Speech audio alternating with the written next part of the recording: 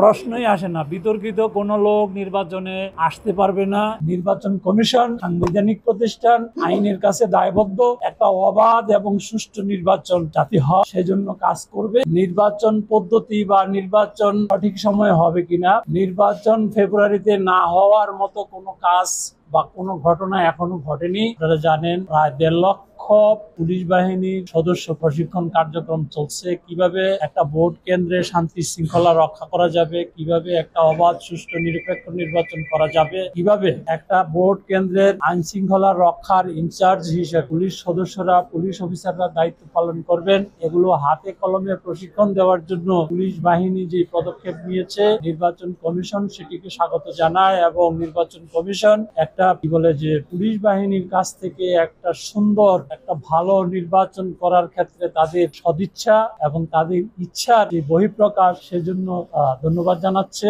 এরপরে যে প্রশ্নটি আসছে প্রতীক বিষয়ে, প্রতীক বরাদ্দ বিধিমালা অনুযায়ী প্রতীক বরাদ্দ বিধিমালায় যে প্রতীকগুলো থাকে সেই প্রতীকগুলো থেকে একটা প্রতীক বরাদ্দ দিতে হয় এবং নিতে হয়। সেই দিক থেকে যেহেতু নির্বাচন কমিশন একটি সাংবিধানিক প্রতিষ্ঠান, নির্বাচন কমিশন আইনগতভাবে কাজ করে, আইনের বাইরে কোনো কাজ নির্বাচন কমিশন করতে পারে না। সুতরাং আইন এবং বিধি অনুযায়ী আমাদের তালিকায় যে মার্কাগুলো রয়েছে, যে প্রতীকগুলো রয়েছে, সেগুলোর মধ্যে যে প্রতীকটা চাচ্ছেন সেই প্রতীকটা না থাকার কারণে নির্বাচন কমিশন দিতে পারছে। আরেকটি প্রশ্ন বলেছেন নির্বাচন পদ্ধতি বা নির্বাচন সঠিক সময়ে হবে কিনা, নির্বাচন ফেব্রুয়ারিতে না হওয়ার মতো কোনো কাজ বা কোনো ঘটনা এখনো ঘটেনি এবং অনেক কিছুই মিডিয়াতে আসছে। এগুলো আশা রাখি এগুলো আমাদের নির্বাচনে কোনো প্রভাব পড়বে না। আপনারা সবাই জানেন ফেব্রুয়ারি মাসে, রমজান মাসের আগে নির্বাচন অনুষ্ঠিত হবে। আরেকটি বিষয় বলেছেন যে নির্বাচনের আগে সবাই অবাধ সুষ্ঠু নিরপেক্ষ নির্বাচনের কথা বলে, কিন্তু আসলে গিয়ে দেখা যায় যে বাস্তবে সেটি ঘটে না। নির্বাচন কমিশন আপনাদের কাছে এই মেসেজটি আমরা দিতে চাচ্ছি যে অতীতে আপনারা যা দেখেছেন শুনেছেন সেগুলো হওয়ার কোনো সুযোগ নাই, কোনো অবকাশ নাই। নির্বাচন কমিশন সাংবিধানিক প্রতিষ্ঠান, আইনের কাছে দায়বদ্ধ। বিদ্যমান আইন অনুযায়ী আপনাদের সকলের সহযোগিতা একটা অবাধ এবং সুষ্ঠু নির্বাচন যাতে হয় সেজন্য কাজ করবে এবং ভালো নির্বাচন না হওয়ার কোনো বিকল্প নেই। বিষয় যেটি বলছেন এটি রাজনৈতিক সিদ্ধান্তের বিষয় রয়েছে, এটি নিয়ে আমি কোনো মন্তব্য করতে চাই, সেটি নিয়েও আমি কোনো মন্তব্য করব না, কারণ এগুলো রাজনৈতিক বিষয়। রাজনীতিবিদরা সিদ্ধান্ত নেবেন, সরকার বলবেন, আর নির্বাচন কমিশনের কাজটা নির্বাচন করে দেবে। এর মধ্যে আমরা সবার সহযোগিতা নিয়ে, আপনাদের সহযোগিতা নিয়ে একটা ভালো নির্বাচন করব, এই হলো আমাদের কাজ।